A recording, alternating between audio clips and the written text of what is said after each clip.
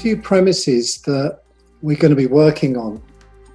And really the whole thing that we're talking about here is, in a sense, reclaiming magic from the land of entertainment.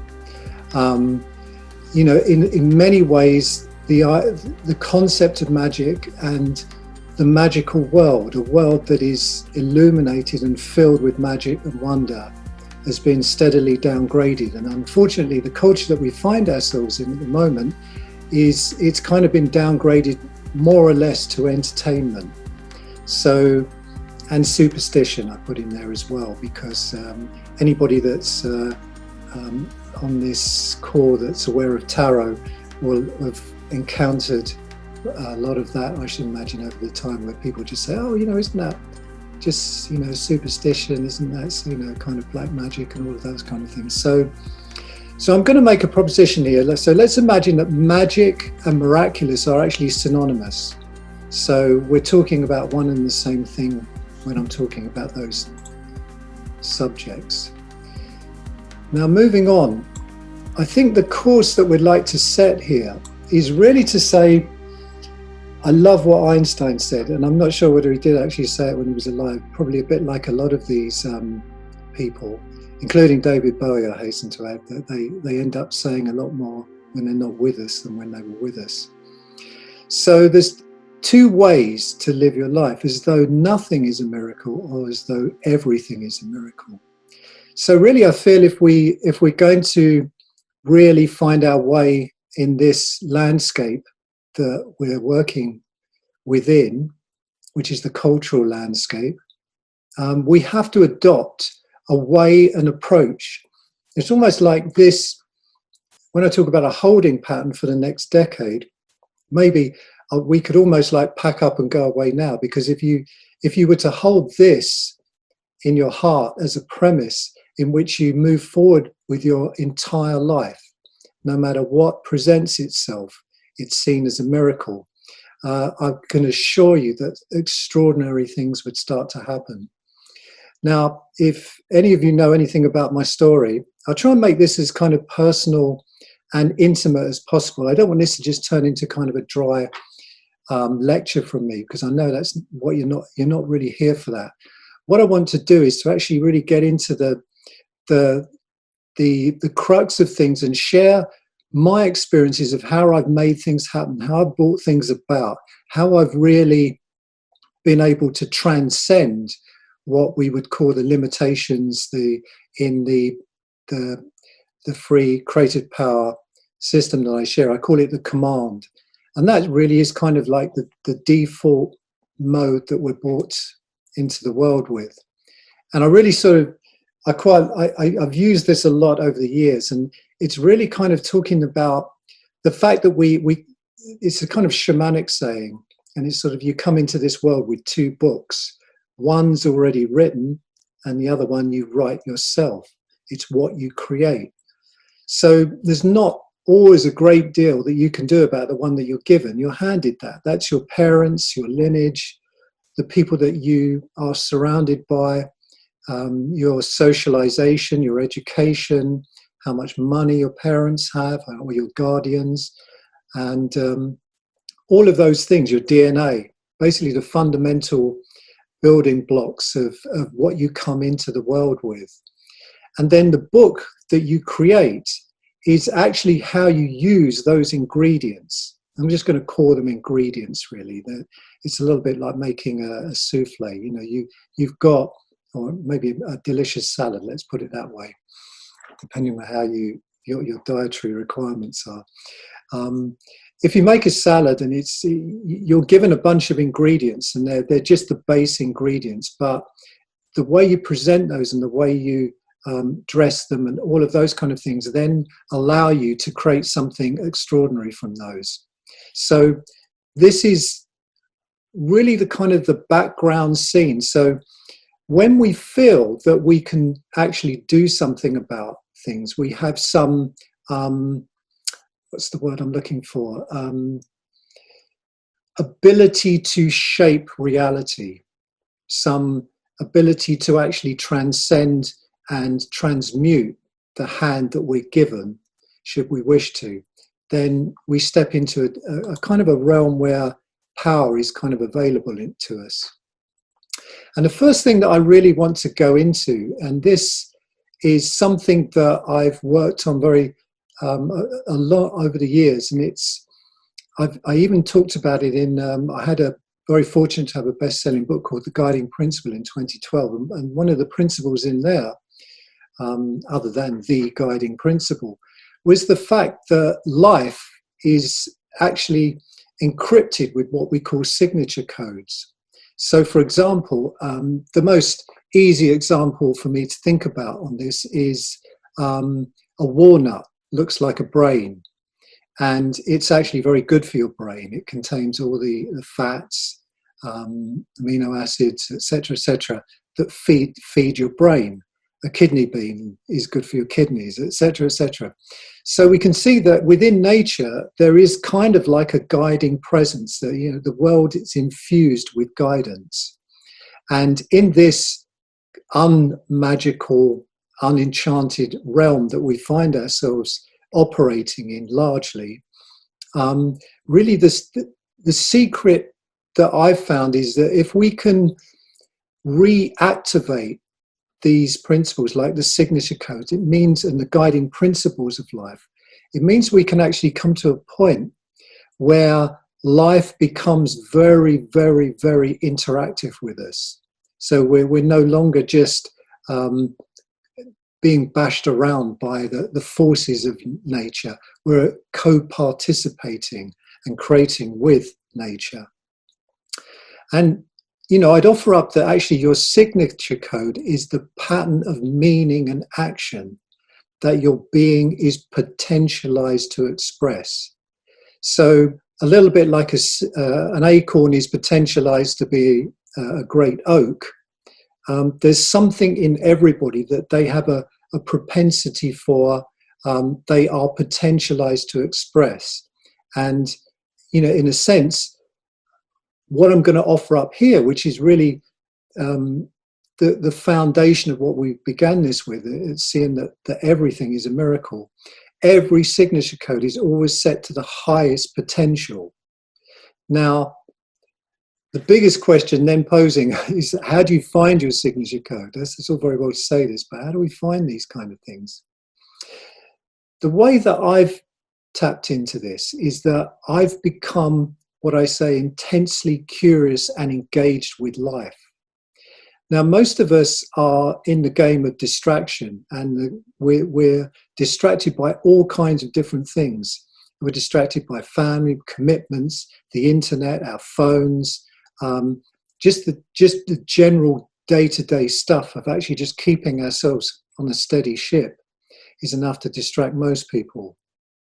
However, when you just start to become really intensely engaged with your life, and that is looking at your life, noticing the sounds in your life, noticing the shapes in your life, noticing the way that you move, noticing the way other people move, seeing the rhythms in the movement, noticing the rhythms in people's voices, how they speak, how they express themselves, how you speak, how you express yourself, how the raindrops on the window roll down the window in a certain way.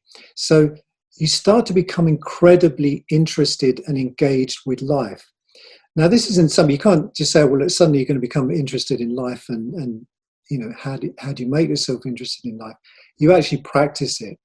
So all of these things are to do with practice. Magic itself, as we'll come on to, is to do with practicing.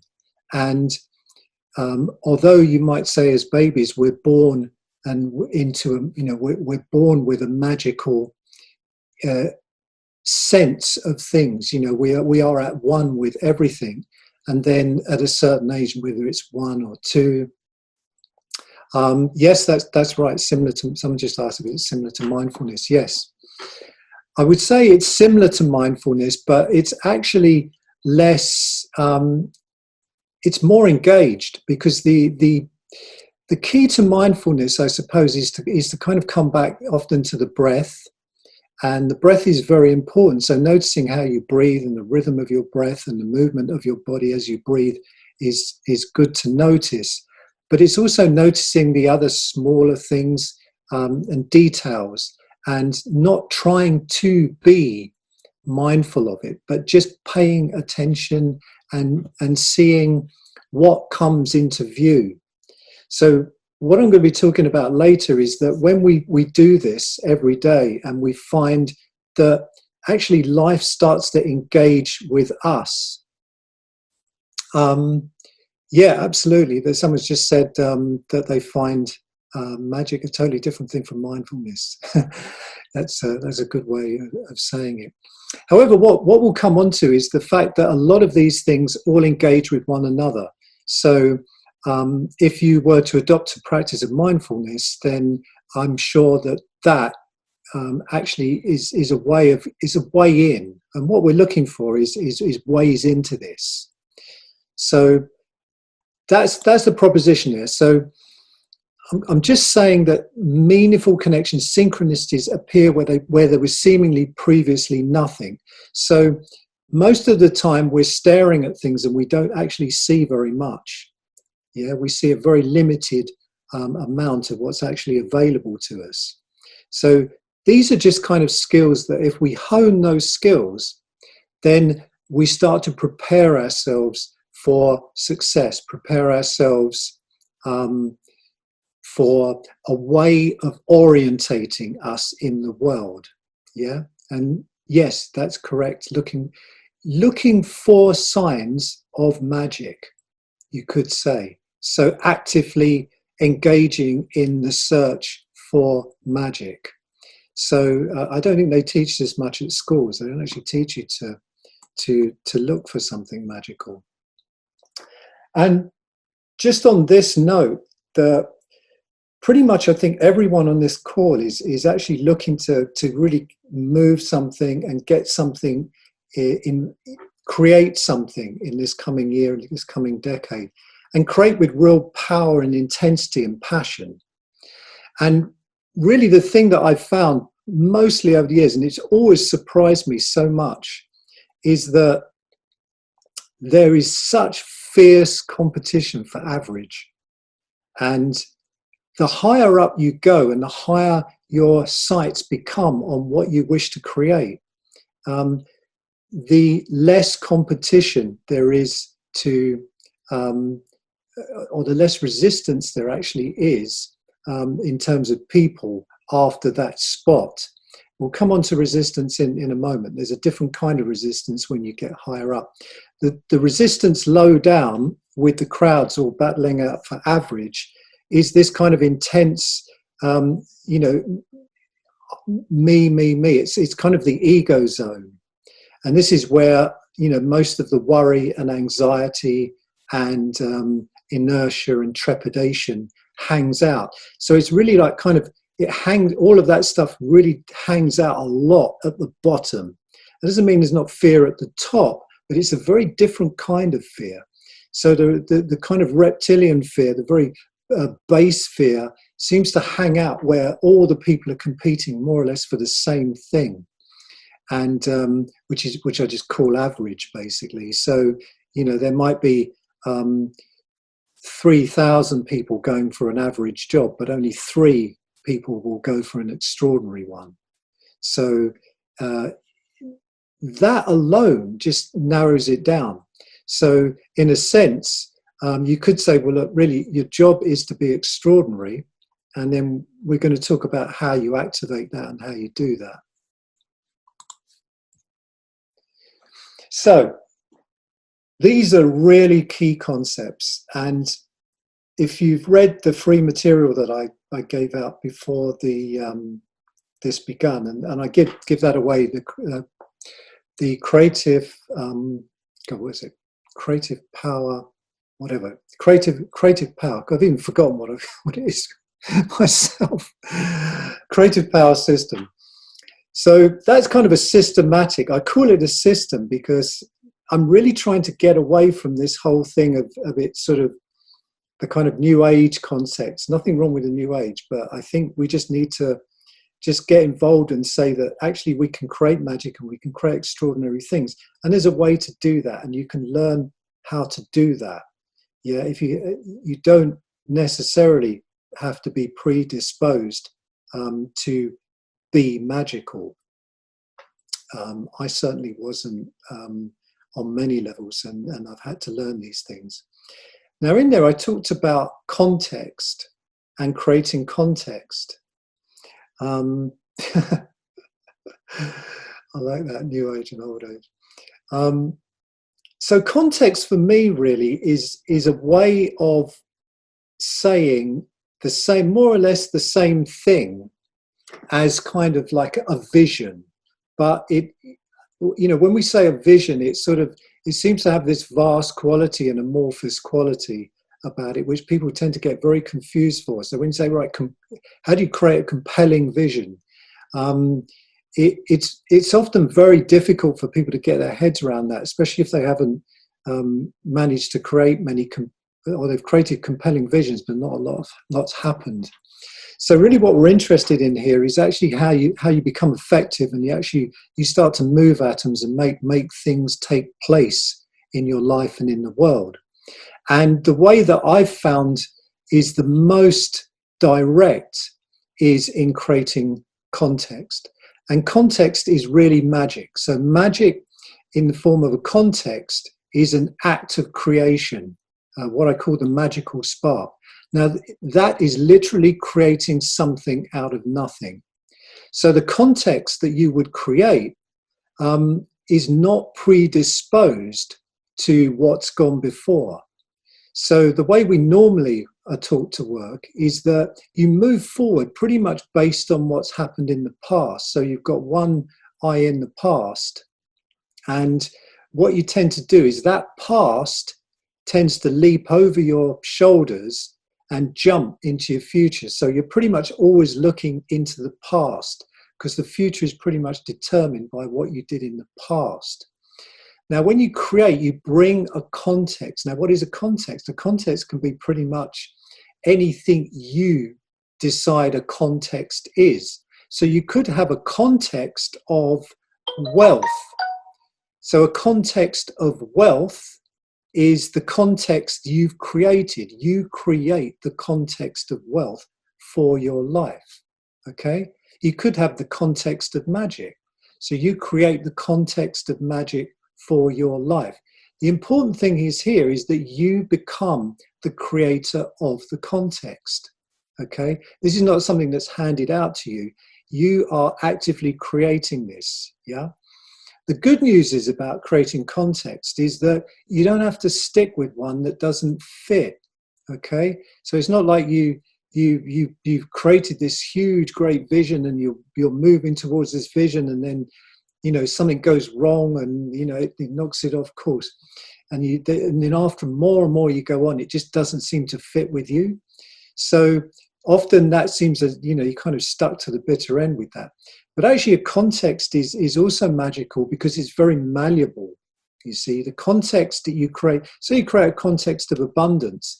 Well, that's quite a broad context. Then within that context, you say, okay, I've created this context of abundance, and I'm moving forward with this now. And that's the guiding principle that shapes my reality, is abundance. So, and then a little way down the line, you realize that actually what would be better suited for you is a context of wealth.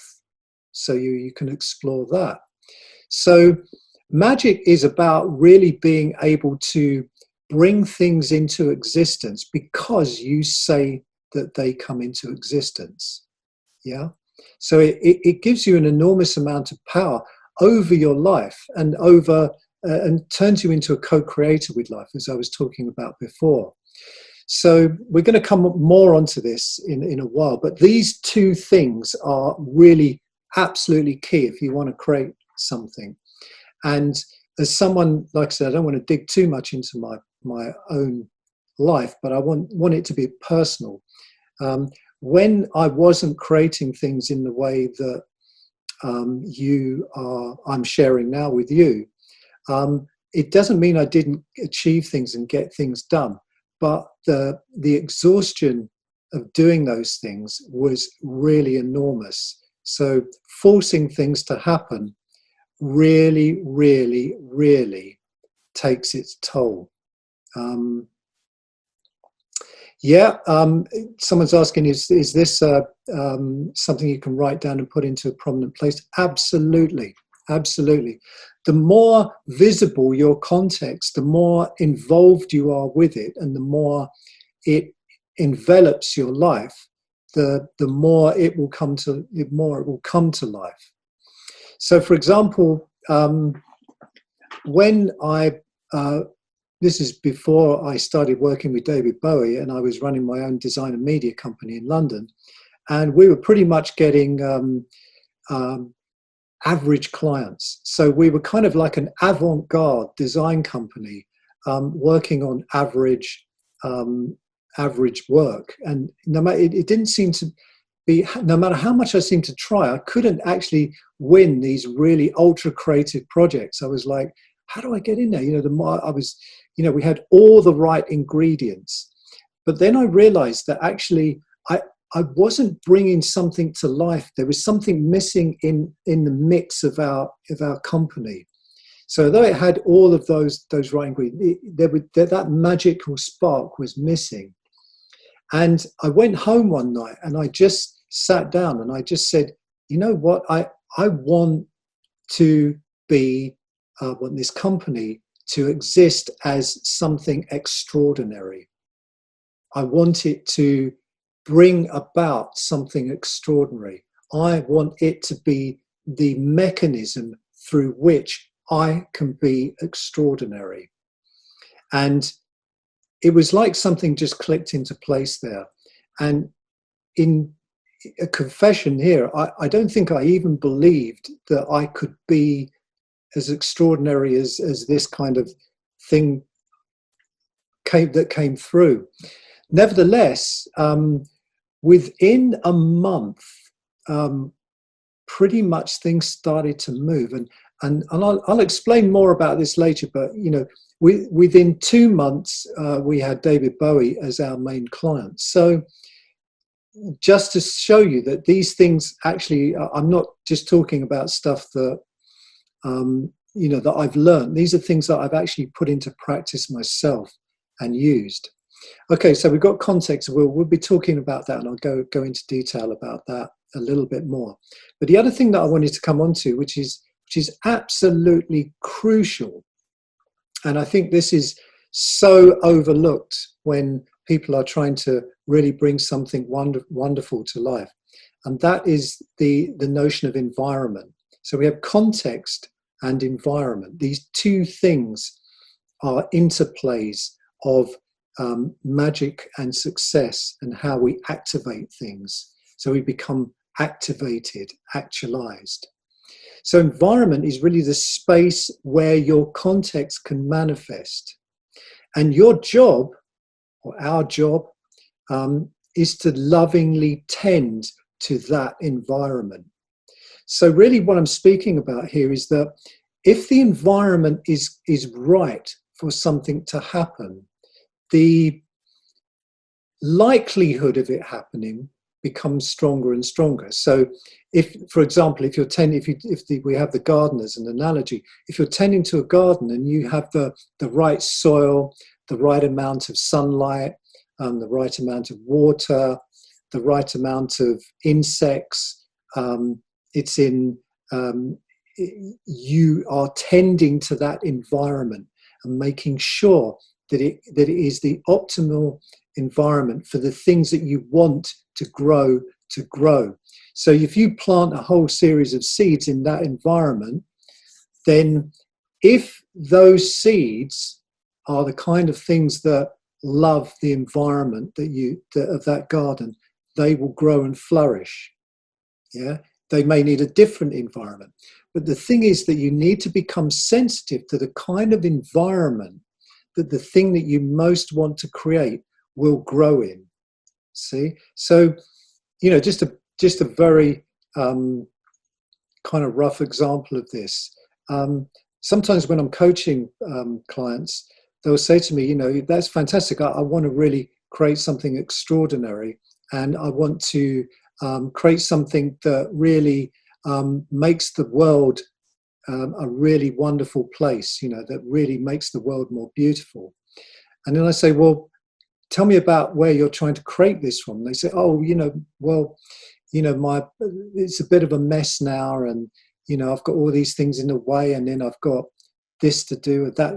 The more I hear, I'm saying, well, that is not the environment in which your vision or your context is going to flourish. So you really have to be aware. And when I'm talking about environment, I'm talking about the environment almost like, we'll come on to this in a minute, but to become very precise about your environment. Yeah, the environment in which you are looking to create extraordinary things for your life is very important. Now, the environment there's kind of a micro environment and a macro environment. You could say that the micro environment is your mind, your body, the cells of your body, all of those kind of things, like your environment, how you tend to yourself is vitally important. And this is, again, a key thing that I've found out over the years, sometimes through hard experience. Really, when the people that I have met over the years that have created really cool things and found ways to turn their creativity into abundance and money and opportunities, etc., etc., are the people that have really taken care of themselves, and really created something around themselves that there's kind of an aura around them of, they are energized beings, and they really have that ability to have an environment in which your whole being is brought into play. I think that when you do this, I mean, again, nothing that I'm saying here is like the truth. These are just things for you to try on. So if you disagree with something, it doesn't matter. Try it on like a suit of clothes, or just try these things on and see.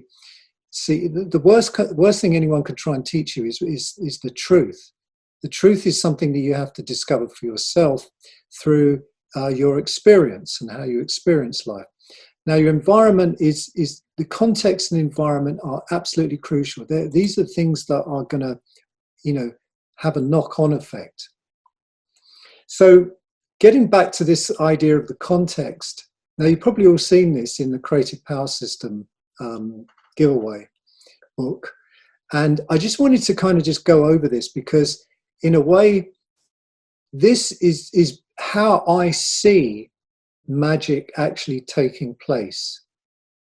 And we could say that we have a persona, a personality. Now, I would say that our persona is constant. Our personality is constantly being created. It's created out of the story that surrounds us, essentially. And within that personality, there's all kinds of different things going on. Now, when we create a context, and I put it here as a question, an open question. So when I said before, we create the context of, let's say, wealth. It doesn't mean that we just kind of sit like wealth becomes like this big lump of stone or something like that. It's an undulation, it's a question, it's an opening where we ask, what is wealth? What is it? What is it in the context of how it's appearing? So, for example, when you create a context, you create it with all the same things that are going on in your life. So nothing has to change, and I'll talk more about this because I think this is something that really holds people up. The fact that they feel that in order for them to move forward, their circumstances and situations need to change. So something externally needs to change in order for them to move forward with the thing that they want to create. What I'm saying is that when you create a context, the context absolutely envelops all of those things, all of those situations and circumstances. So if your context, for example, is wealth, I'm just coming back, just using this as an example, then you would ask, what is wealth in terms of health? What is the wealth of love? What is wealth in terms of creativity? What is wealth in terms of money? What is wealth in terms of imagination? What is wealth in terms of relationships, knowledge, thoughts? So those things are surrounded by the concept of wealth. So if you can imagine that if wealth is shaping your actions in those particular situations and circumstances, you get a very different situation from if fear is shaping those things. So if it's money and wealth is shaping your actions, you have a context of wealth. So even if you've just got like $5 in your pocket, that $5 arrives within the context of wealth. So you begin to ask, well, where is the wealth in this $5? What can this help me create? What can it do? How can I use this as a metaphor even? So the question is open, yeah? And when the question's open, it stimulates imagination. So we work generally within closed questions. So a question would be, how do I get from London to Tokyo? Yeah, so there's several ways you could do that. Yeah, but you could say, well, then if how do I get from London to Tokyo within the context of wealth? So how can my journey to Tokyo help to create wealth? How can my journey to Tokyo bring wealth to the people that I'm visiting? Or how can I express that a wealth on my journey? So you start to activate things in a different way. The question starts to act upon you. The context shapes you. The context shapes your actions. So this is where I was talking about earlier, where we very, very quickly become tired when we're trying to overcome forces. When the personality, the ego, is trying to overcome things, there's a lot of energy needed to that. So I've talked a little bit more here about, just in this particular slide. These slides are really just for me to riff off. I'm not kind of saying that, I'm not going to follow these to the letter. I think I've said all of that. Just going to move on to this. Okay, yeah, this is pretty much more where I was at, actually. So this is really, the context itself determines the actions. So if you have to overcome inertia, which is, kind of the tendency to not do much, or to just spin round on the same old tire, it will absolutely drain your energy. Yeah. Instead, a powerful context will overcome it without drama. I'm just saying there's no more agonizing over what to do. When that context is created, it determines the action. Okay. So this might be a little bit tricky to get when people first come to this, because it kind of is just creating magic, because when you create that context, it starts to put into practice, it creates a resonance. It creates a resonance around how you present yourself to the world. So I love creating context. So very often the context that I absolutely adore creating is one of astonishment. So when I create the context of astonishment, all the same old shit still turns up in my life. You know, I have to pay the bills. I have to deal with being a dad. I have to deal with all the school stuff. I have to deal with being married in a relationship. And the context of astonishment really, really is so powerful and beautiful when used fully. So when I'm with my daughter, you know, I ask, how can I be astonishing in the presence of my daughter? How can I bring astonishment to life for her? How can I, even when we're just sitting in a coffee shop having coffee, how can this be an extraordinary, astonishing experience? And as soon as I engage with that question, it opens up the world. It opens up things. I start to notice things that I hadn't noticed before. You know, that it's like you literally bring you re-enchant the world. And I would say we're living in what I would call the great disenchantment at the moment. It's a phase that we're going through. And the writer Alan Moore talks about this very eloquently when he said that basically many millennia ago, there was kind of much more of a unified reality, you know, where magic, medicine, art, all of those things were kind of intertwined with one another, and there was kind of a unification of consciousness. And slowly, as we've moved into the scientific revolution, that magic has been broken up. So he said basically now we're kind of living in the broken or the ruins of that of what's been broken up. So we kind of live in a reductionist, materialistic paradigm in which we assume that you can, by breaking things down into their smallest components, you can understand what they are.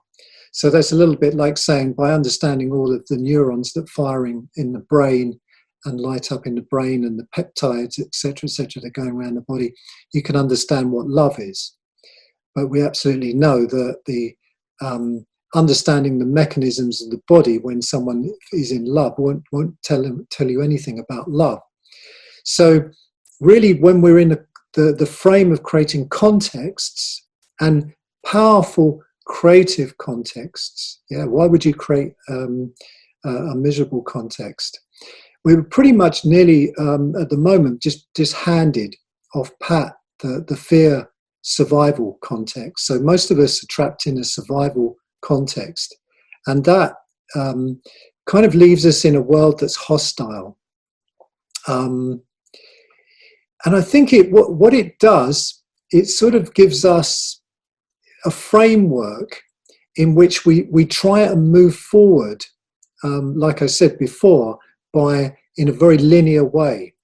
So we're always looking to see, you know, what's happened in the past. We're hedging our bets as to what might happen. And we're trying to make all these things, we kind of shift all these atoms ourselves, which is enormously hard work. So the context, when it's created as an act of creation, gives you the ability to work in a magical way. It is the magic potion. It is the thing that re-enchants the world. It's your ability to do that. And as you work more and more with this way of creating things, what you'll discover is that there starts to become a fluidity there. So in the beginning, there will be tremendous inertia. There will be tremendous resistance to things. You may even be sitting there resisting this idea or this possibility now and thinking to yourself, well, that's all very well for him to say you can create a wonderful context and incredible things will happen. But, you know, my life doesn't seem to play out like that. And that really brings us back to the idea of the stories.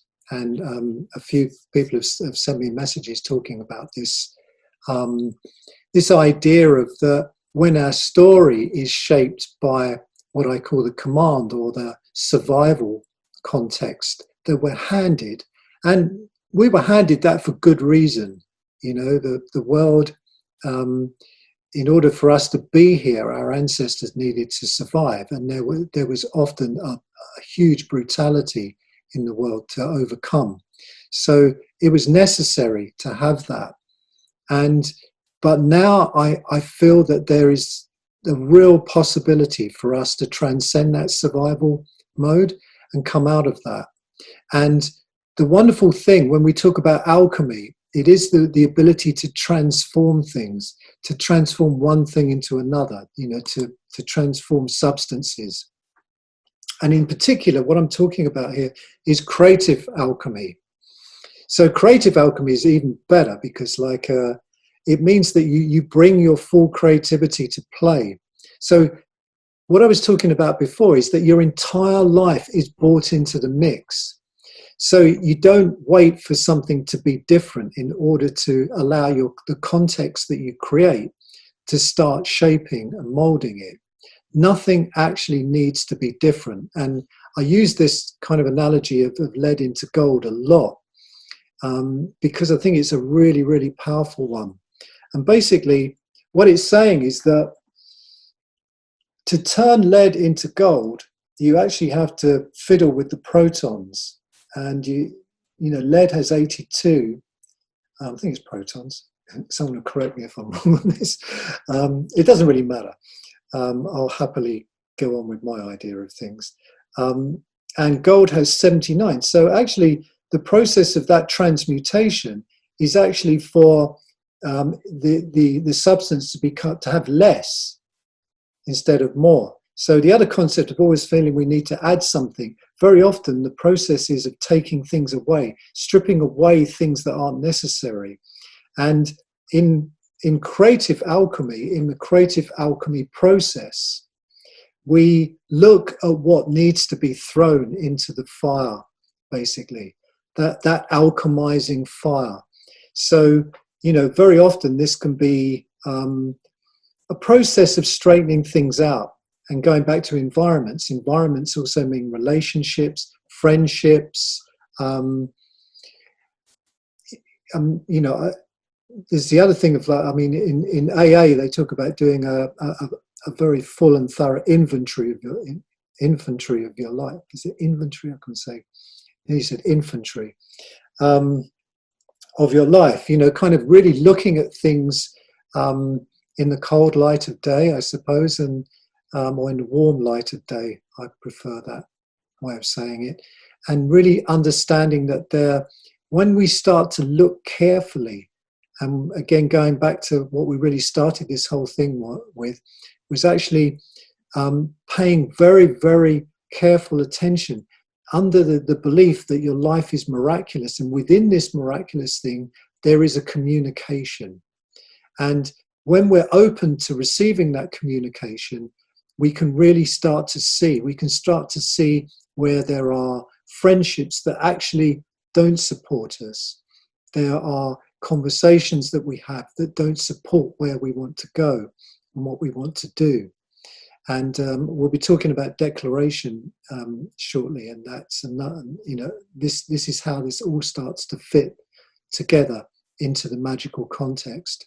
So you really have to start looking at things very carefully and really realizing that environment in which things grow, which is your life, has to be really carefully and lovingly attended to. So unless we are prepared to do that on a whole series of levels, so it also is difficult because it means that we may have to move away from certain people. We may have to drop certain habits that we just know are not serving us and serving the context that we want to create. The good news is that these things arise within the context that we've created. So if we have, for example, I have a context of extraordinary or astonishing. Let's go back. Fearless searching, moral inventory. Yeah. If that context of astonishing, so let's just say, in my heart of hearts, I know that I'm drinking a little bit too much red wine. I'm not saying that I do. I actually don't drink at all. But I have in the past. And if that astonishing comes up with me holding that glass of wine, the question becomes, is this glass of wine going to move me towards being astonished? So what is the astonishing act with that glass of wine is to put it down or to pour it back into the bottle. And then the next astonishing act is to pour, or, get my juicer out and create a beautiful, nourishing juice that I know will give me energy and feed that possibility of astonishment. So this isn't asking people to become disciplined in a sense, because in some ways discipline's already bad enough difficult enough without, kind of imposing on it to make you happy or successful. Some people swear by discipline, but I feel that it's better to actually work magically with the context. So when it's the context determined things, your ego and all the things that you've done wrong, and am I doing the right thing? And, is this the right move? Oh my God, I've fallen off this again. I've let myself down, and all of this things that go on generally when we're trying to move forward with things start to fall away in the face of the context. So just really to get clear that there's often not an adding of things, there's often a subtraction of things. So a simplification of your life will naturally start to take place. When we live in a magical possibility, when life is miraculous and there is a magical possibility alive in the world for you, then you start to, like I was saying before, orientate yourself differently in the world. And we'll come on to that a little bit. Now, here's where I've often found the most problematic area, and especially with creative people, and especially with myself, is that it's great. I can have the most phenomenal creative ideas. I can have I have the wherewithal to move forward with those as best I can, for example. But often the place where I fall down, or I have fallen down many times over the years, try not to these days, of course, is in the detailing of things. And often when we're trying to bring a magical context to life, and we're wanting to really exist and move and experience life as a magical possibility, we forget within the mix of that. I'll give you an example. I actually was working with someone not so long ago who had an absolutely amazing creative idea, and they were trying to move forward with it. And they said to me, "You know what, David? We just, no matter how much I try and make this happen, I just can't seem to generate any money out of it. What's going on?" And the first thing I asked them was, how can people pay you? And they went, "Oh, well, you see, I've got this account, and then I email them a PayPal link and da, da, da." And I thought, wow, by the time someone's actually got the opportunity to pay you, they've already lost interest. We're living in an extraordinarily attention deficit culture. So, if you're actually, the detailing was that they just needed to spend some time to really look into the detail of how they could receive the money from the people that wanted to buy from them. And they were just like, they had a complete blind spot to this. So it's really good, just as we were saying, that, this really looking at your relationships and the people that you are relating to, your environment. What is your chair like? What is your desk like? What is the state of your laptop, desktop, or your desktop? Is it covered, completely strewn with files, and you have to kind of hunt through them every time you're trying to open a document? These things make a difference. And how easy it is for someone to approach you and buy from you and take you up on the things that you want to share with them. is part of the detailing. And I'm just going to change the devil to the divine is in the detail. Because when you start to love the detail, a lot starts to move forward. And working magically is actually very much about detail. People that have the ability to really work magically are very creative with the detailing. So they find ways to make it interesting for themselves to do that detailing. You know, they do it. It's in place. You know, people can find them easily. People can interact with them easily. People can buy from them easily. People find that there's a fluidity in the transaction process. Yeah. More detailing is how you present an idea, you know, so you really take on board how the other person likes to have something presented to them, or how other people that you're talking to, you know, you need to get into their world and understand them and really have almost like an avatar created of the people that are going to be involved in your ventures. So you get very clear about who comes into your environment and how you're going to approach them. Yeah. And again, this means you become increasingly discerning. So discernment is an absolute part of detailing.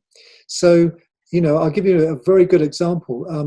This is quite a long time ago, but I was offered a really quite a substantial amount of money to art direct some advertising for a product.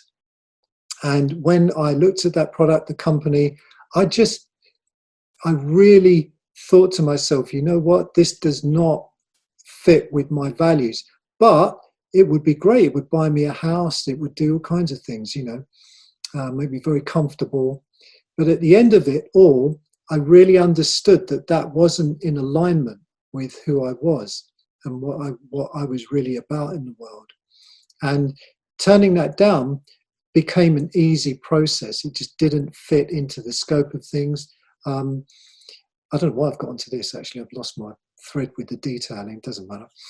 But that just seemed to come up for some reason. Maybe someone can remind me of where I was going. Okay, so this is important. This is really important, you see. The thing that we're always coming up with, you know, doubts, problems, setbacks. This is really like the food and drink of everything, isn't it? So, you know, I don't think, I mean, have you ever met someone that hasn't had a doubt? Have you ever met someone that hasn't had a problem? And have you ever met someone that hasn't had a setback? And so I'll expand that. Have you ever met someone who you would, you know, you would say, oh, you know, I kind of really admire that person and I admire what they've created, or you know, you're aware of someone like that. And then you kind of ask the same question, has that person ever had doubts, problems, or setbacks? So, of course, that's just the stuff of life. Now, working in the terms of this context and how the context is alive as part of you. All right, someone just reminded me I was talking about, oh yeah, immersion in the magical detail. Thank you. I'll come back. I will come back to that if I have time, or we can cover that in the next call. Yes, I think, you know, all of this is just so fundamental and important. And in a way, we'll expand on this and we'll go deeper into magic in the next call. But I really want to get these foundational elements mapped out, so we're all on the same page about how things can be created. And I hasten to add here that I have all of these things I've used myself, and I can vouch for the fact that they are simple but not always easy. So the process itself of actually doing this is simple, but it's not necessarily easy. So it's a practice, it's an unfolding. It's not looking at a destination, it's a verb instead of a noun, as they say. So we start to learn the art of alchemy, which is transforming those doubts, problems, and setbacks into powerful questions. So when you have something that goes wrong, which inevitably things will go wrong, there will be setbacks, and you will have doubts about many things as you're trying to create something. It's a natural arising as part of the creative process of anything. However, if we are able to transform those into powerful questions, again, the open question comes into play here. So a problem comes up, which is that you're running out of time, and you could say, okay, well, in this context, say it's the context of astonishment, how can running out of time activate the possibility of me producing something astonishing? It's just a rough example, so I'm not saying that you have to follow any of this off pat, you have to find your own way with it.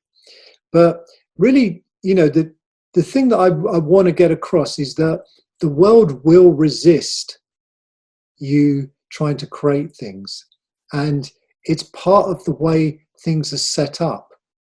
Now, getting back to the fierce competition at the bottom, i.e. the fierce competition for average.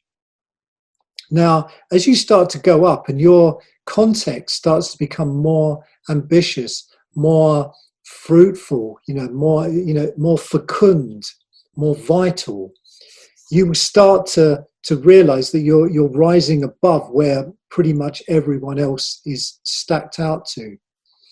Now, as you go up, you are called upon to be more extraordinary in your expression of the context you've created. So this is, in a sense, you have to evolve into the kind of person who does the things that you most want to do. Okay? This is a process. It's a system, a creative power system, I call it. It's a process. It's an active, living thing. It's not something that's static. It's alive. It's vital. It vitalizes you. It comes to life in you. You are the vessel through which it is expressed. Yeah. On the default mode, you're still expressed by something, but it's normally survival, fear, anxiousness, the default way of living life that we see all around us, and we see the results that has. We see how in a powerful, vital context, the idea of competition starts to fall away. Yeah. So in astonishment, my context of astonishment, I start to have, how can I help other people to be astonishing in what they're doing? Yeah. How can what I'm doing even help the people that I would call my competitors to be astonishing? So I'll give you a very real example of this. Pretty much all of you know that the images that we're looking at here, if I just kind of flick my video on for a minute. So you can see that I always sit with my Starman Tarot. And actually, before this call, I actually drew a card. I drew the Four of Swords. So that was a pretty good one to draw, I think, for this. Turning the things that would normally be harmful and destructive into powers of enlightenment and peace and wonder. But basically, again, I forgot where I'm going. You can tell this is a real live presentation. Yeah. Okay. I'm back online with this now. The idea of evolving, of becoming the kind of person that does the things that you want to do. So, and the idea of a huge amount of competition for average, and as you go up, you're called on to become more extraordinary. Now, to bring something like Starman Tarot to life, it called upon me to do the things that I couldn't do, have the conversations that I couldn't have. It called me to the realm of impossible under normal circumstances. So this is what I feel is absolutely crucial, is that we're involved here in the art of creating impossible things. Yeah, it's an art. This is an art form of creating things that under normal, average circumstances would be impossible. So once we're able to start stepping into that and saying, you know, basically I had a certain amount of time to bring 20 years worth of work. I started working on with David Bowie in 1995, and, you know, really just thousands of notes, thousands of images, thousands of pictures, thousands of ideas, thousands of possibilities. And really, someone just drew the two of ones. And I understood that under normal circumstances, as soon as I signed the publishing deal with Lo Scarabeo, I made a commitment for that thing to be delivered and available by October 2018. That was the launch date. And from where I was, it seemed like an impossible task. It also, I hasten to add that I probably designed and created that deck about 4 or 5 times over the years. And in the last year, I pretty much ditched half a deck because it just wasn't expressing, it wasn't astonishing enough for me. I knew that astonishing needed to take the center stage with this. When the context of astonishment was involved in this, I started to come more and more out the way and be in service of astonishment. And you will be absolutely astonished yourself what you can create when a magical context is moving you forward and shaping your actions. Yeah. Okay, so this is a process of really unfolding, magic unfolding before your eyes as you yourself bring the possibility of it into being. Okay, so you're not waiting for permission from anyone. Okay, now this sounds difficult sometimes when people are going through, you know, challenging times. There's a lot of challenges out there, and believe me, I have been through pretty much every challenge that you can imagine, and some that you perhaps even can't imagine. And you know, sometimes people look at me and they say, well, it's okay for you to say these things because, you know, you managed to net a great client like David Bowie and you work with all these people like Virgin and Apple, and it's great for you. You've got a good CV. It's nice and no problem there, eh? What about me? You know, I'm just trying to struggle to get something off the ground, and, you know, all this wonderful talk about magic is very inspiring and uplifting. However, you know, this is my reality. I can't pay my bills. I'm highly creative. I'm doing stuff that I don't want to do. I'm compromising myself. And all I can say to that is that what I'm presenting to you here and what I've already talked about is some stuff that I've actually lived myself. And you have to bring about the notion, the possibility of your own astonishment or the context that you want to create in the most challenging of circumstances. And pretty much in my entire experience of things, I don't know whether any of you follow YouTube. I mean, there's a guy called KSI who's the biggest selling YouTuber at the moment. And he kind of, if you look at where things are at, you know, this guy gets paid like something like $500,000 for every video that he puts up in all the sponsorships and God knows what. And he cut his teeth like setting light to dog turds with his friends and just commenting on action, you know, computer online games. So you know, the world is not necessarily looking for the most astonishing things, although it thinks it isn't. So that, again, that whole thing of seeing other people just doing things that are purely, you know you're much better than them. You can do things that, not better than them as human being, but, you know, the standard of what you can create is much better, and yet they're having much more success. So our attention's always drifted there. The world isn't set up to look fair. But what I'm going to say is that I'm going to paint a proposition here, going back to the, if everything is a miracle, yeah, if everything is miraculous, the unfairness is also miraculous. That possibility of the world not being fair is also miraculous. And who we are and how we express ourselves, and how, again, how we orientate ourselves in that way of things unfolding, determines a lot. So, for example, like I said, I've been through many searingly difficult challenges, financial challenges, some physical challenges, relationship challenges, many things that have got in the way, or tried to get in the way of me creating the things that I really want to create. And we'll be talking about this more in the second call. But, you know, one of the things that has often, you know, tried to knock me off knock me out of the realm of astonishing is money, the finances. And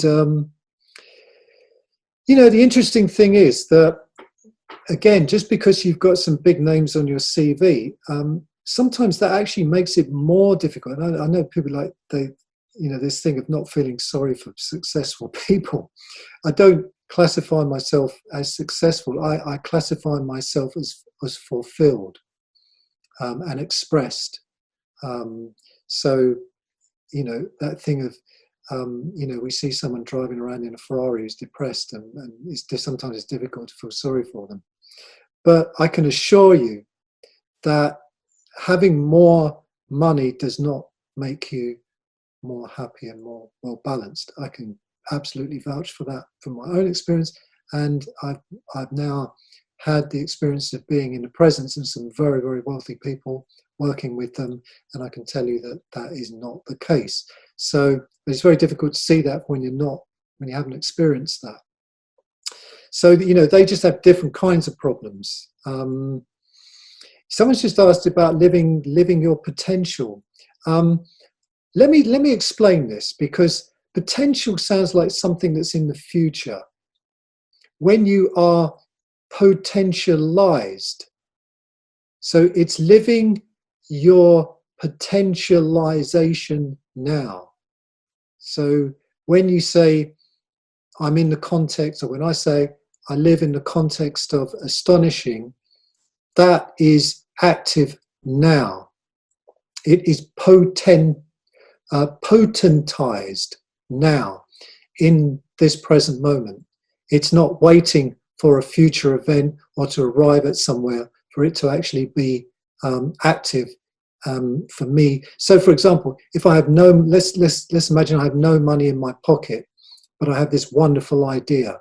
So, to be astonishing is to find the way to create this, even though I haven't got the money to create. But I move forward. Astonishment determines my next move.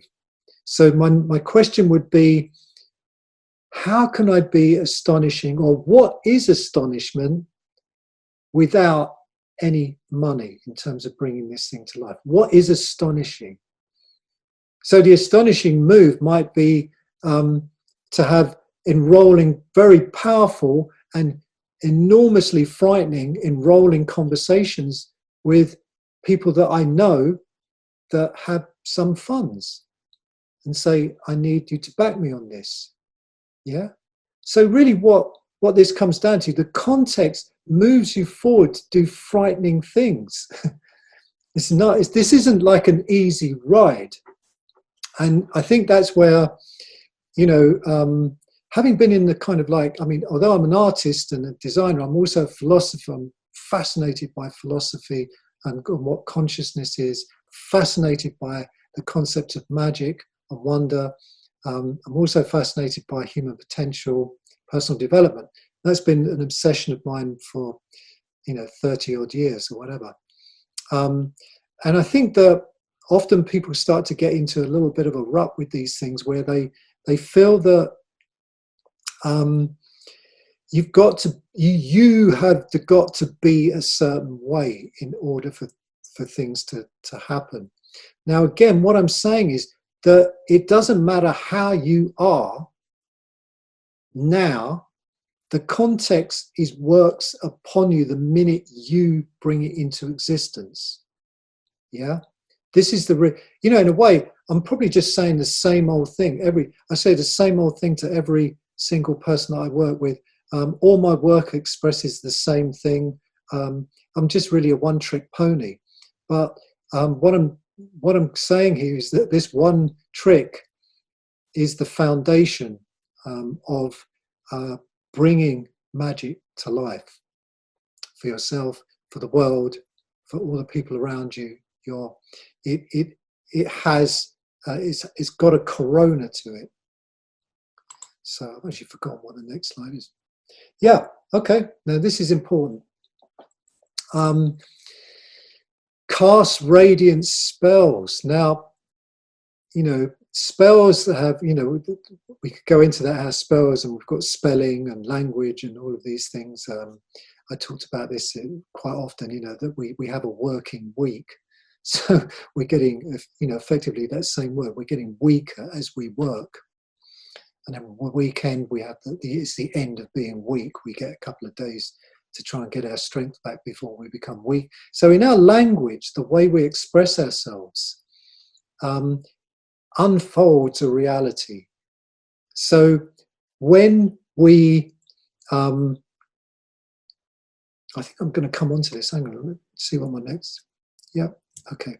So this is really important. And we're going to talk about the way you language your reality into being in a magical context, the declarations that you make. So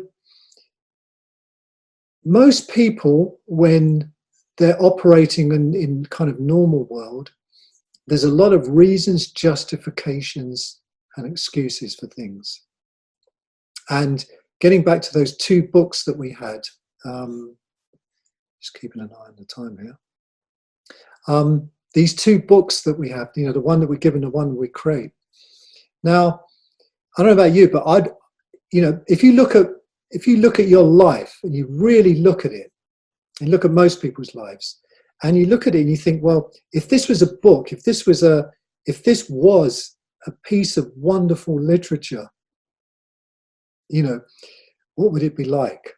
What would my story be like? How compelling, how magical can I make the vernacular for it, the syntax? There's a certain syntax to our life, the structure of how we speak our truth or how we speak our creativity. Yeah. So this is absolutely fundamental. You cannot get away from the fact that the moment you say something you are activating it as a principle. So the world, you hear this, the world is, I say this myself, the world is challenging. Yeah, so that it becomes an activation.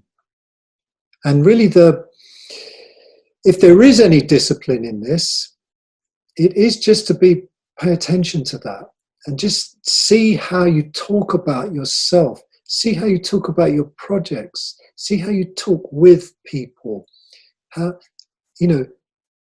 my communication, I aim to be astonishing. It doesn't mean that it is always astonishing. It comes from that. I want to astonish you with what I say. I am astonishing the world with my words. This is an activation principle. So reasons, justifications, and excuses are energy draining spells. So when someone, for example, when was the last time you really listened to a reason, and really listened to it, like something didn't happen and someone gave you a whole reason why it didn't happen. Really, the most important thing was that it didn't happen. Yeah. So instead of a reason, if someone had said to you, this didn't happen and I really apologize, and what I intend to do is this. So you have something, there's something being brought into life. So, our whole life can just, some people's entire life, it's just a whole bunch of reasons, justifications, and excuses. Just notice this, look around. Yeah. I can't do this because we haven't got the right government. I can't do that because I haven't got enough money. If I had this, if I did that, I haven't achieved the things that I want to achieve because this is working against me. It's too difficult, or this, and it doesn't mean that those things aren't true. It doesn't mean those things aren't happening. However, in voicing them and sharing those limitations and those worries with as many people as possible, as you just look out there and see your own interactions, see how this plays out. Yeah. Now, I'm proposing that from here on in, you take time to craft your words. Yeah. And treat them as sacred tools of activation, art, healing, and love. They're sacred. If your words start to become sacred, and what I mean by sacred, it means that they have the power to bring these things like art and healing and love into being. So they are sacred objects. Now that doesn't mean you can't be funny and you can't joke and you can't, people that know me, I'm quite a joker, I like to joke. But it's like when it really comes down to it, when you're saying, I am something, yeah, you have an activating principle in that, and there's lots been said about this, but I think it really needs to be taken on board. I am successful. I am empowered. I am operating magically. I am radiantly healthy. I am vital. I am creating. I am the miraculous energy that brings wondrous things to life. So it's starting to use language in a magical way. So language is your language, your voice, your tonality, the way you express yourself starts to have a magical resonance to it.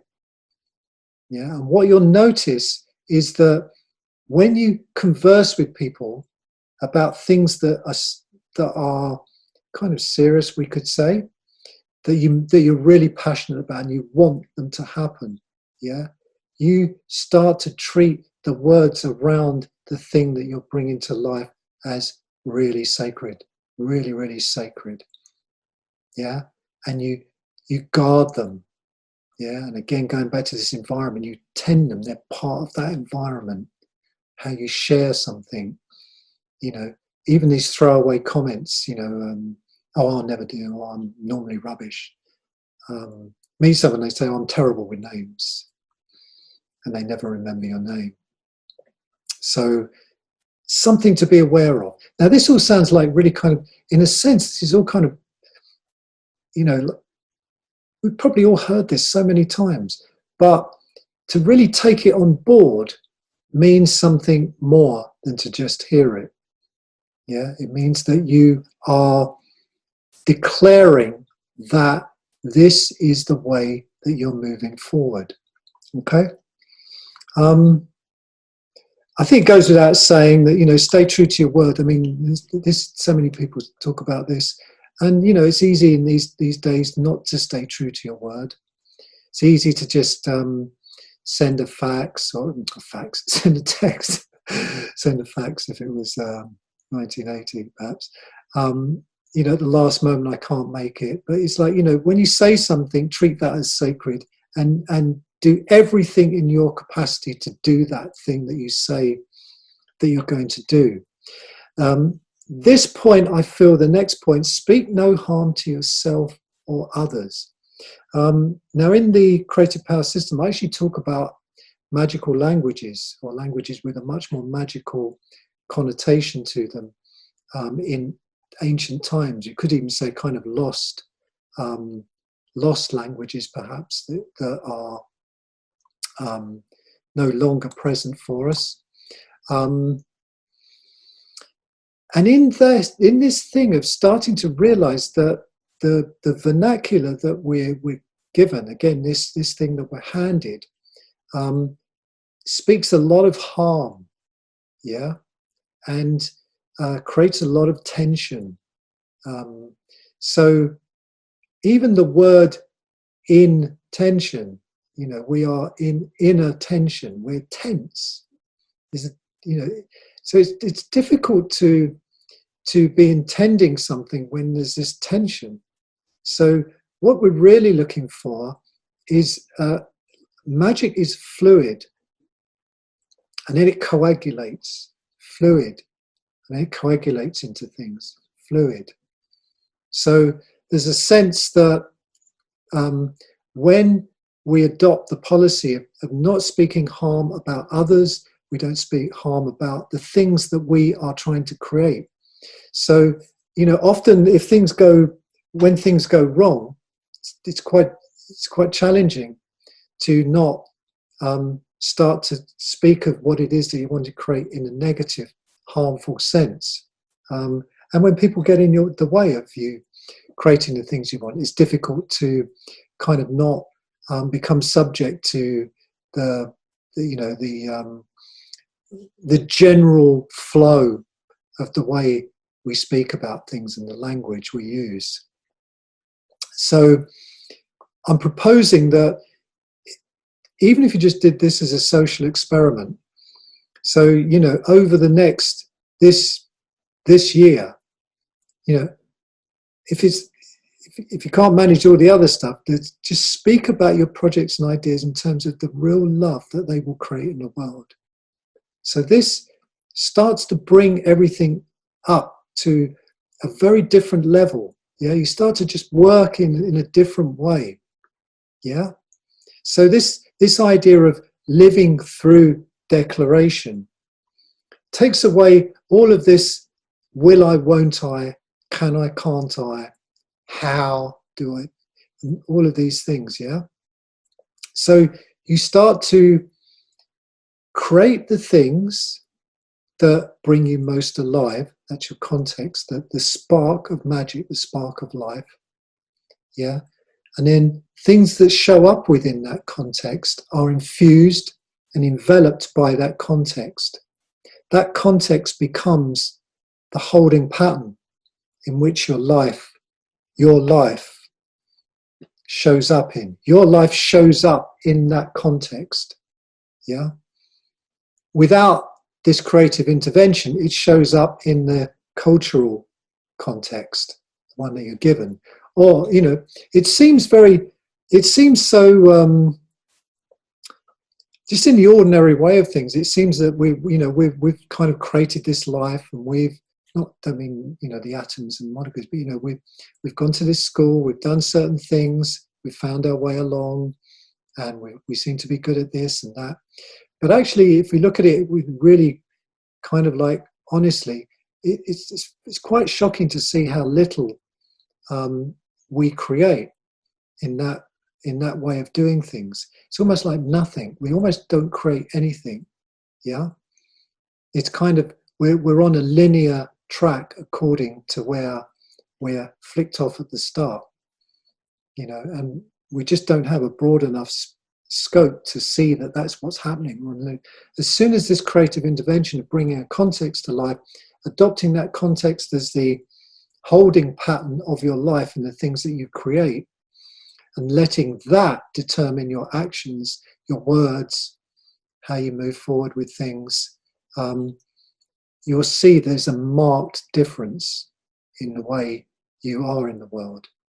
Now, I was talking earlier about fear and the idea that, there's a lot of fear down at the bottom, a lot of anxiety, there's a lot of competition.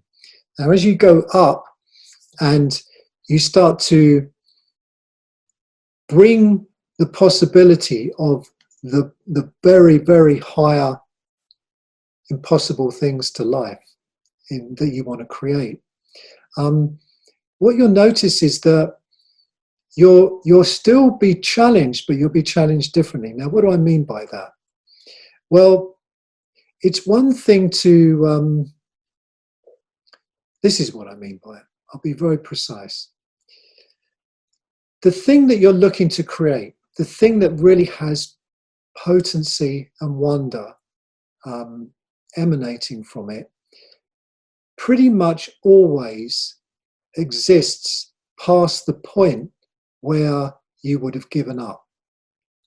And I think it was Jay-Z or someone like that. I think Jay-Z said, I can't remember the exact words. The genius was that we didn't give up, or something like that.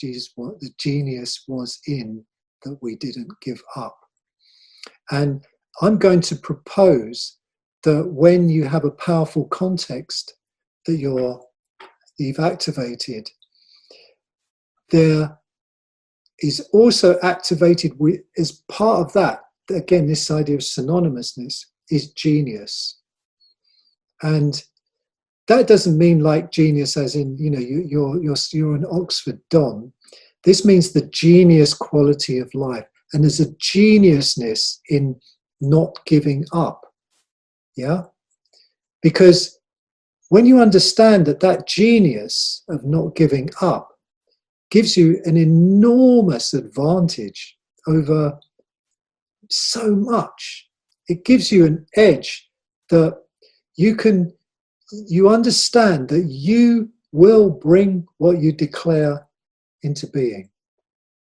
And the genius, when you understand that not giving up is a form of genius, then you can have a life that is filled with creating extraordinary things, astonishing things.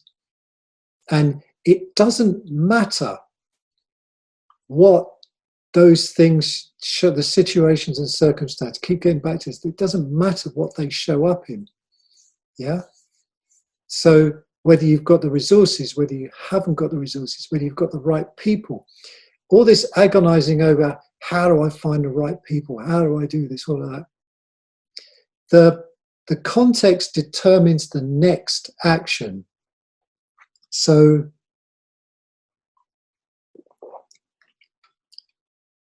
the next action unfolds, and then the next action unfolds, and then the next action unfolds, and then the next action unfolds. The context constantly evolving through you, your actions, your words, the way you orientate yourself in the world. So this is an orientation adjustment to how things are. And, I do know that things are often challenging. Let's put it that way. And the challenge is the activation point of that genius. Yeah. When we realize that these things that we think are working against us are actually working for us, there's a real shift. And believe me, I really have gone into this very, very deeply. Yeah. Like I said, I have navigated through some extraordinarily challenging things. And from those, it is the process of alchemy, of transforming those into the very things that give me the energy. So when those things are thrown into the alchemical fire, they are burnt away and used as energy. Yeah, it's not like a revenge kind of energy, but they give you that spark to move forward.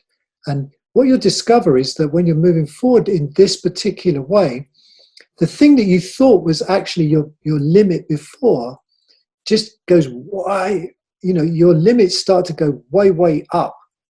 So there was a time, for example, when I was creating the Starman Tarot, when I needed to almost work 24 hours a day, just because I was working within that context of astonishment.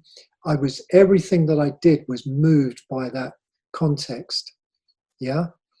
And I worked a whole week, like 23 hours a day, with my wife just bringing bringing drinks, bringing juices, beautiful salads to me. So I'm eating and working. Yeah. Virtually no sleep. And every day, because I was just, this astonishing quality was just moving through me. Yeah. Every day it almost became like a benediction, is the word I can use. To do those 23 hours became a benediction. Yeah, it was like a blessing in the end. Because of that context, if I was just trying to finish this goddamn project for the sake of finishing a goddamn project, then that would have been pretty much impossible, really hard work. But the context is that spark. It's in your heart. It comes out. It radiates. And that's kind of what I want to come on to here. And I just want to share that when you declare who you are, yeah, you bring that into being as a living pattern in reality. Yeah. So again, all your life circumstances, good, the bad, the terrible, whatever, they're all enveloped by that. Yeah. They're held. It might be that you need to create a context of love and care, or love. It doesn't have to be just one word. It can be, loving care for a while. So many people that contacted me about doing this particular thing said, look, I'm on the floor. I'm just exhausted. I'm trying to get this thing off the ground. I'm just exhausted. And in the second call, we're going to come on to that whole idea of we're going to talk about money. We're going to talk about abundance. We're going to talk about energy in more detail. But just to leave this hovering, as a resonance, as a radiance, it's really kind of saying that nothing outside is required to change in order to bring this to life. And this is really working magically. It is the lead into gold. You start to become the radiance of what it is. You express the thing that you're creating. You become one and the same. So that it's not like, even this thing of saying, well, my work's here and my family's here. Really, all of your life, it all just flows like a river, because your relationships, like, my relationships are my art, my designs and the things that I bring to life are art. My conversations are art. I'm turning the world into art, bit by bit, day by day. Yeah. And if we have that as an absolute commitment to ourselves, so it might be, to begin with, you just bring that context of self-love even, and you open that as a magical context for yourself. If you're experiencing a lot of anxiety, a lot of difficulties, yeah, that's the most powerful thing for you to bring about, because that will lay the foundations, that will give you the environment in which you can then start to bring about even more wondrous contexts. So I think that, I mean, I can go on, if you want me to go on a little bit deeper about this, then let me know. But I don't want to kind of overload this, because we've got a lot to cover in the next call. But if there is anything that what I've said, if you just want to drop me a chat, is there anything that you feel that you'd like me to just go into a little bit more? Let's have a quick look.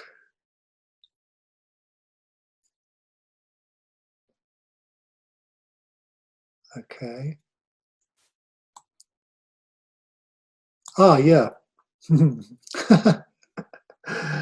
Yeah.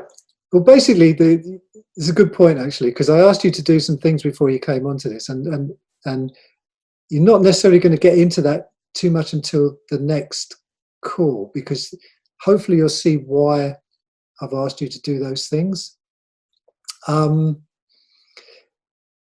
Interesting that, actually a couple of people asked me to sort of the idea of the dominant and the non-dominant hand. Very briefly, okay, well let's just go into this very briefly, because we will be covering more of this on the next call. One of the things that really enables us to step out of this kind of this world of fear and even the languaging of it is a symbolic world. So when we work symbolically, we start to access a different level of, I would say, energy or power, whatever you want to call it. So I'll give you a very, very concrete example of this.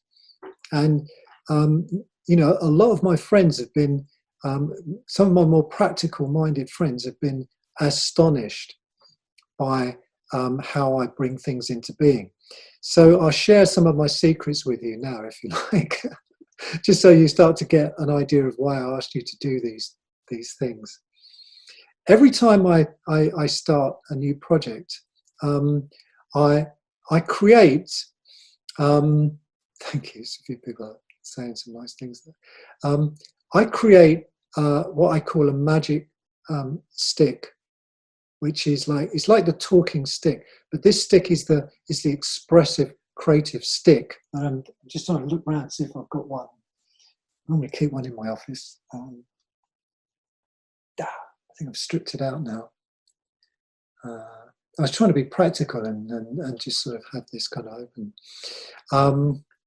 So I create a beautiful, I'll show it in the next call. I'll bring some in so you can see how I do this. So I activate these things that I want to bring. I create a stick that expresses the energy of the thing that I want to create.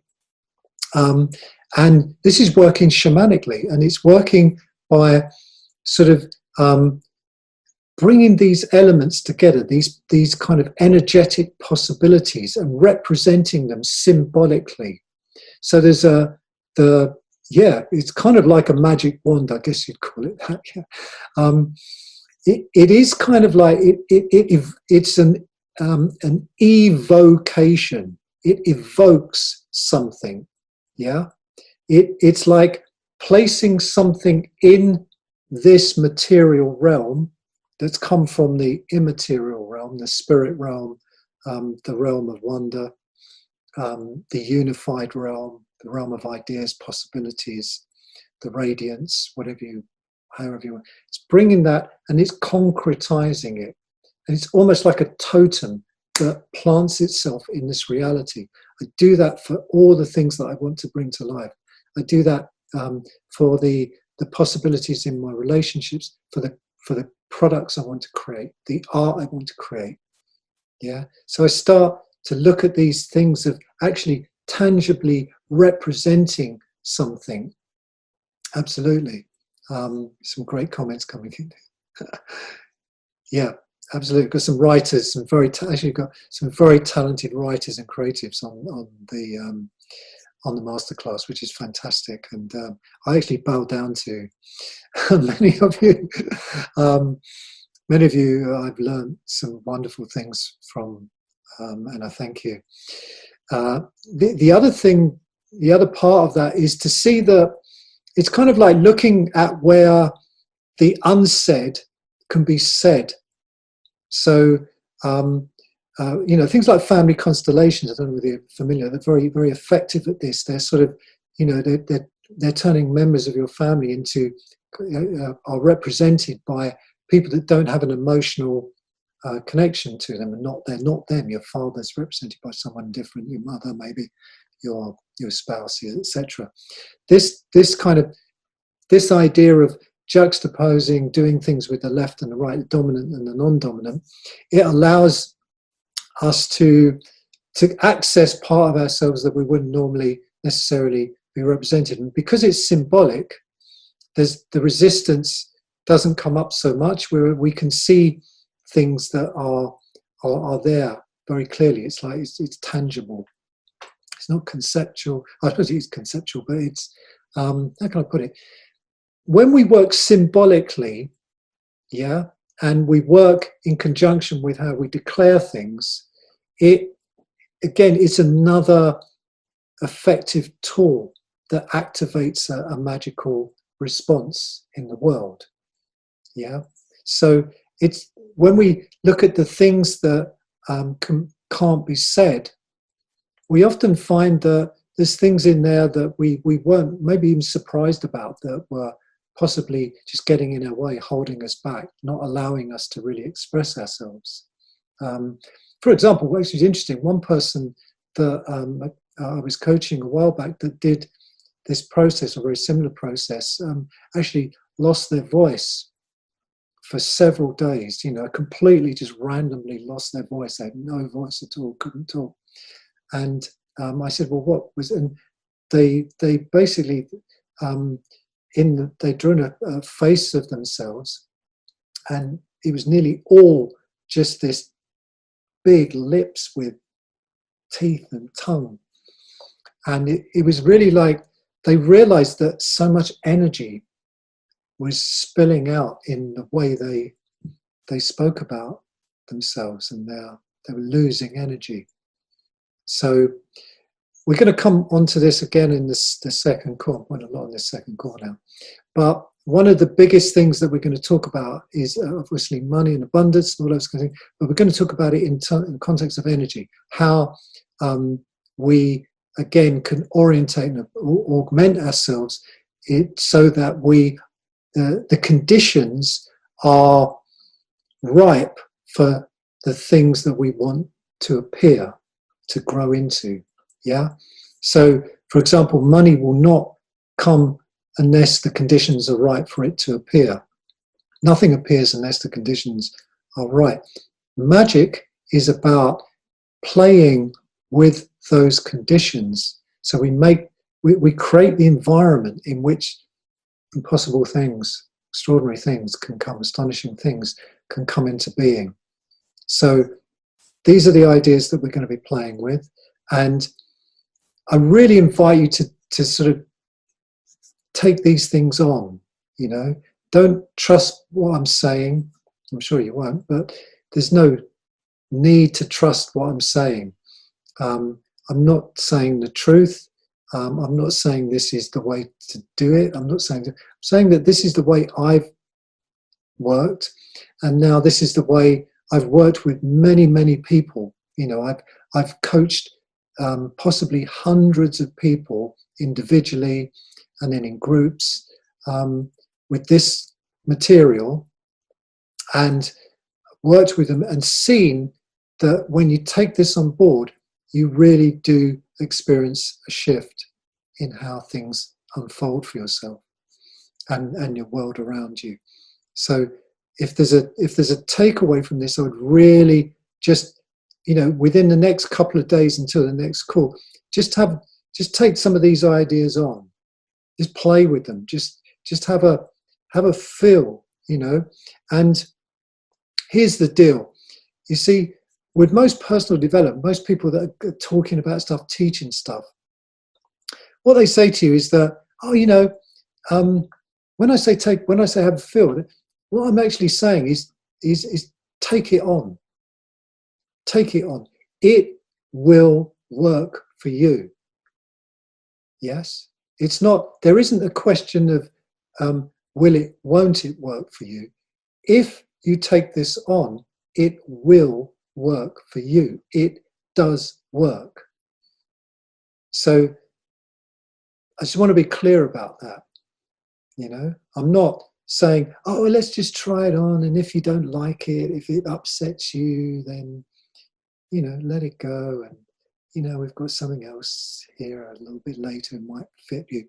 No, like I said, this is a one-trick pony here, and it's a one trick that kind of grows and evolves into a gazillion wondrous things. Yeah, that's kind of the act of creation. You know, nothing, the universe appearing out of nothing. Yeah, your ideas and the things that you most want to create appearing out of nothing, you appearing out of nothing. And that's really what we want to do. We want to get back to that kind of realizing that who we are is, in this slide here, you know, life as pure potential. So this is actually who we are. Yeah, the personality and persona is something that can be shaped and moved and created at will. Yeah, if we understand that, you know, like my wonderful mentor David Bowie, you know, was the master of this. That, you know, as soon as a persona no longer worked for him, he just created a new one. Yeah, but there was always a sense that who he was this pure potential, which is probably why he was such an exciting person to work with. And he's a great example of what I'm talking about here. You know, he very much declared what was happening. It wasn't shall it, shan't it. So I'm inviting you with all my heart to take this on, yeah, and work with it, and don't try to understand it. It's very simple. It's not, it doesn't need reams and reams and reams and reams, hence the book, The Creative Power System. It's not a huge, great long tome. If I was going through a publishing house, they'd probably want to make that 350 pages long. They're not that keen on a book that's only kind of 90. It's probably too many pages. It could be just one page, you know, really just the slide I've just showed you could be just a one-page book. That's it. I'm not sure if you can you have one-page books? So let's just go very, very briefly before we end the call. Let's just go back over a few things that I've talked about here. So again, you know, I think we just keep coming back to this. You know, it's up to us to make this choice within ourselves. You know, either everything's a miracle or nothing's a miracle. If we decide, we choose. See, actually, a decision and a choice is a very subtle difference between them. Deciding is about looking at the past to see whether something's worked. A choice is it's pure energy. It's not, it doesn't require any past condition for you to choose. So no matter what's going on for yourself, if all the evidence tells you that life's not a miracle, just choose that it is. Yeah. I had a friend who, many years ago, a wonderful guy who was a rabbi. I said to him once, did you believe in God? When you were younger, did you believe in God? And he said, well, no. But then I saw that people who believed in God had a better life than me. And so I chose to believe in a wonderful God. And then his life just... So, you know, everything, there is no ultimate truth. I don't feel there's any ultimate truth, and it's all made up. Yeah. When we can get to the point where we, yeah, exactly, we could play with different contexts every day. That's a good point. When we know that it's all made up, except most of the time someone else is making it up for us, and we're taking on what's made up by someone else. What we're doing, we're just shifting it and saying, look, I'm going to make it up instead. You know, whatever we make up and create is no less valid because we've created it. Yeah. So just adopting this way of seeing things, this way of positioning yourself within your own life. Well, I think we've gone through all of that. Again, just coming back to this, you know, just this idea of the signature code is really just seeing, you know, given the highest possibility, what could I express? Yeah, what could I express given that? And it's a question. The answer arrives as a process. Yeah, you're not looking for like, oh, you know, I could be an acrobat. No, it's like, you know, what is my signature code? What could I express? What could I express? And then you sit in the question. Yeah, it's not a question that demands the normal kind of answer. So getting out of this orientation of like looking for, you know, the conventional way we always approach things. This is an intervention. It's not a conventional way of approaching things. When you tell people that when you declare that you're going to do something, sometimes people just jump out of their chair. Yeah, they're like, oh, as if like that is just such an alien way of doing things to most people, to really understand the power of your declaration. So anyway, just covered that. Context and environment. These are the main themes of what we've been talking about. Creating your environment actively. Just looking at the difference between trying to, you know, Dr. David Hawking's Power versus Force, wonderful book if you haven't read it. Very mystical. He goes in very much into kinesiology as a way of assessing answers in the world. But yeah, just this idea that when little old me's trying to shift all this stuff around, it's a hard job. But when that, again, this idea of handing oneself over to a power greater than self, as if it were. But in this case, it's a power that you've brought into being through your own creativity, the context. So you don't necessarily need to rely on a god or a goddess or anything. You can if you like, but you see, it doesn't matter because you're creating it. It's an artistic endeavor. So your life becomes an artistic endeavor. Your work, even if it is an artistic endeavor, really becomes an artistic endeavor. Yeah, it's not struggling through to try and meet the demands and the expectations because you've declared something, you've brought something into life. That is what's driving the thing now. It doesn't have to make sense either. Yeah. So you might make this declaration and you start earning less money. Just keep bringing yourself to it. Yeah. Allowing that, what context that you create. So if there's any kind of homework for this, if you haven't already done it, haven't thought about it, it's really about just exploring the context that you would like to be the holding pattern for your life. It could be anything. There's no rules about this. We don't have to limit ourselves to that. It could be anything. It could be the context of astronaut. It could be the context of wonderment. It could be the context of love. It could be the context of health. It could be all of those things, any of those things. Yeah, but this is really simple stuff, actually. It's so simple. And I think sometimes I look at the incredible, it's almost like like I said, I could just do one-page book or just say this once and I just keep saying the same thing. But it's the same thing because it's so simple. And magic at its essence is this, yeah? It's your ability to bring something into being through the power of your own words and shape a reality. Shift atoms. Atoms shift.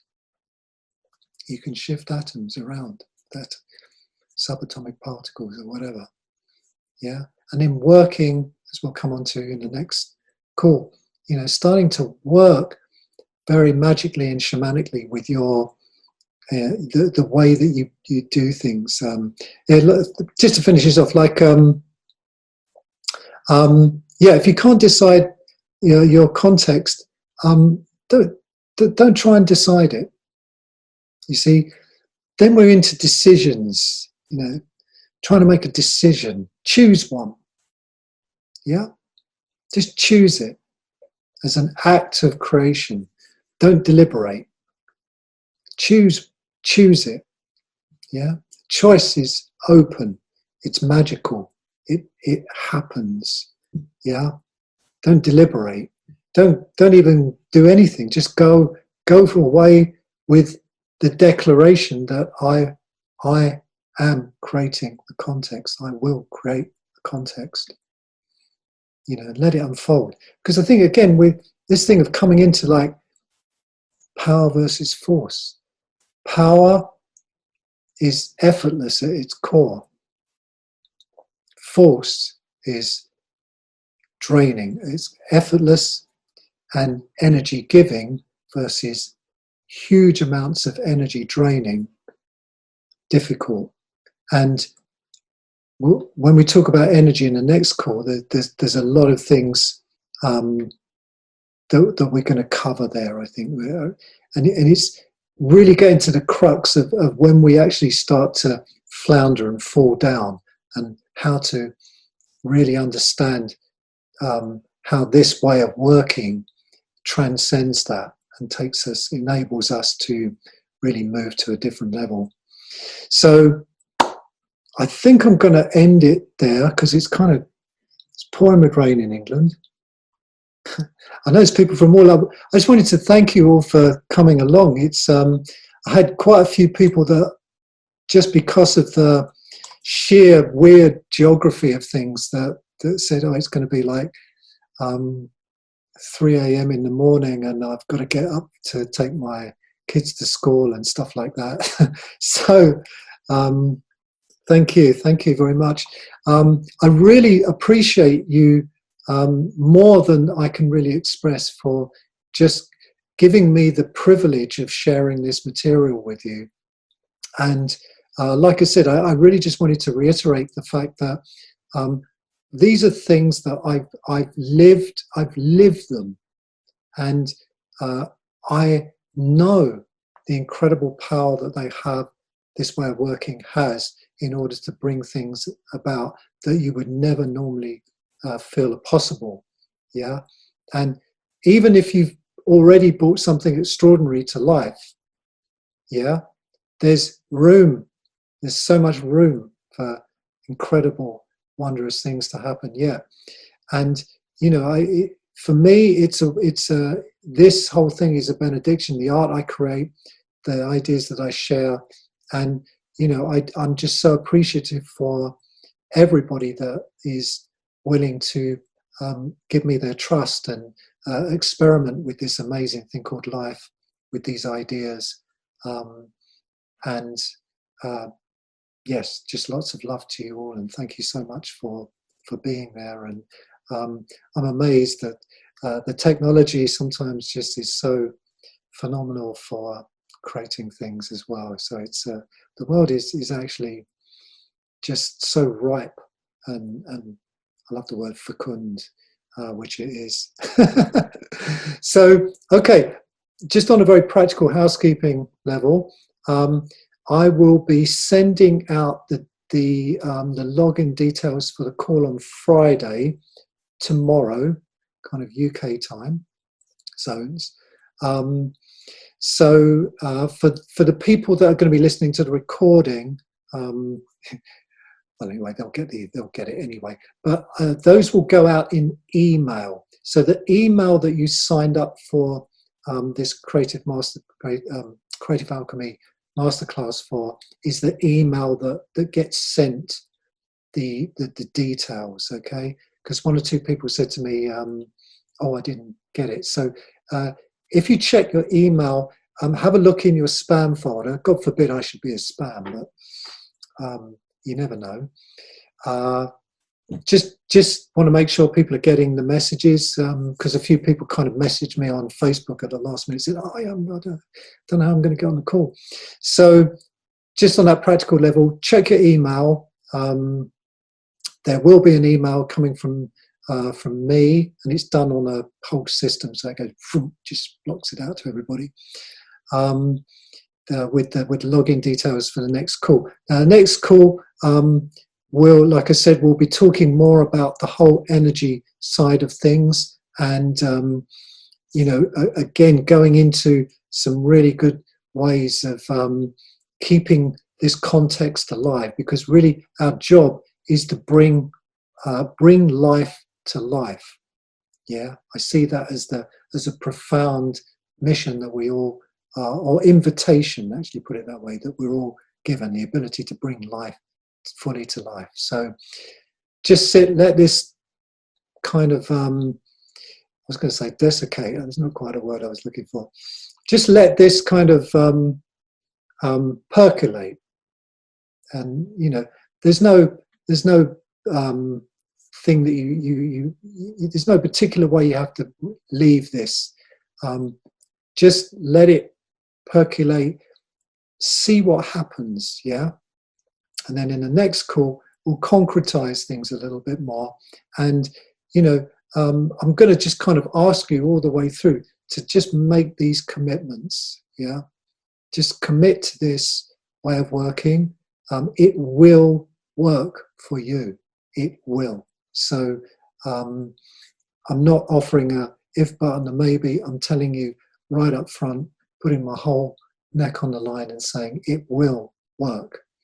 So until we meet the next time, it's been so cool. I'm on fire about this stuff. I love presenting it.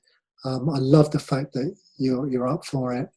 And see you very soon. We'll see you on Friday. Bye for now.